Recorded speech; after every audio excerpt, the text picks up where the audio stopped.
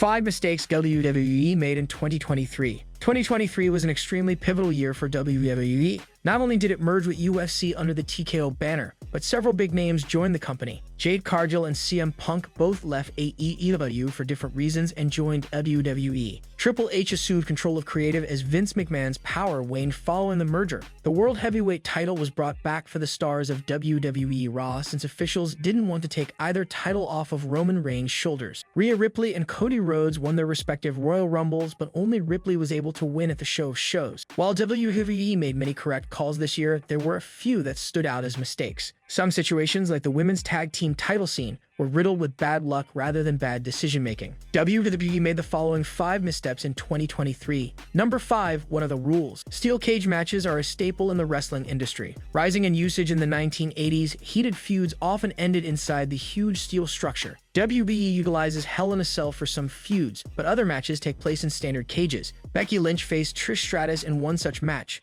and the contest could be won by pinfall, submission, or escaping the cage. But when it came to Roxanne Perez taking on Kiana James recently at NXT Deadline, victory could not be obtained by escaping the cage. Are the rules different for main roster steel cage bouts? It's a bit of a nitpick, but the inconsistency of rules in steel cage matches is confusing, especially when the specialty match can be used to protect a star with a special outcome. Number 4. Lashley and the Street Profits are heels when convenient. Following WWE's SummerSlam, the Street Profits started to cozy up to Bobby Lashley as their new mentor. He was a former WWE champion, so his advice would be valued by stars who were primarily tag team specialists. The heel turn was noticeable but vaguely executed. Montez Ford and Angelo Dawkins still smiled and came out with their red solo cups. In the ring, they played to the crowd like faces but attacked other faces. The trio slowly embraced the turn. It was soon abandoned as Lashley competed in the United States title contender tournament during tribute to the troops. With his military history, he would obviously be cheered at the event. The show was on the schedule, so was the heel turn botched or only abandoned for a week? It certainly made for strange dynamics in all of their matches. Number 3. The early journey of the WWE Women's title. Asuka finally beat Bianca Belair at Night of Champions in May, and after, the Raw Women's title was renamed the WWE Women's Championship.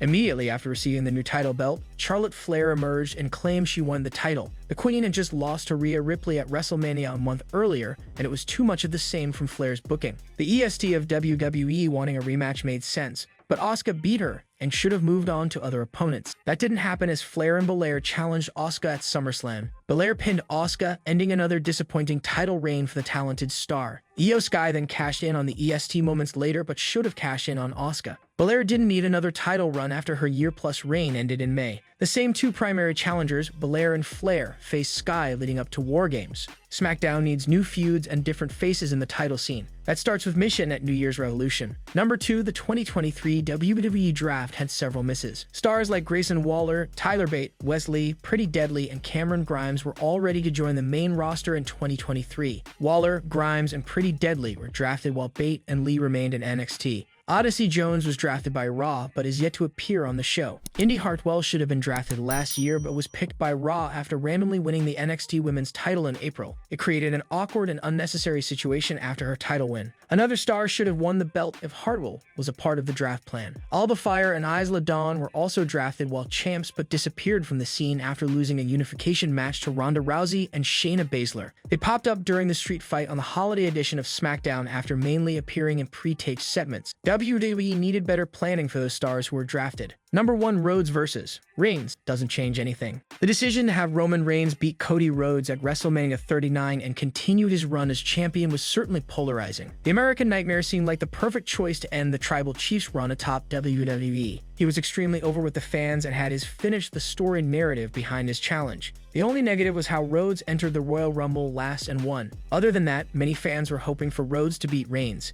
It did not happen. Roman has continued his lengthy run as the undisputed WWE Universal Champion, appearing sporadically and defending his title even less. A win for Rhodes would have given SmackDown a full-time title holder, but WWE opted to continue Roman's title run.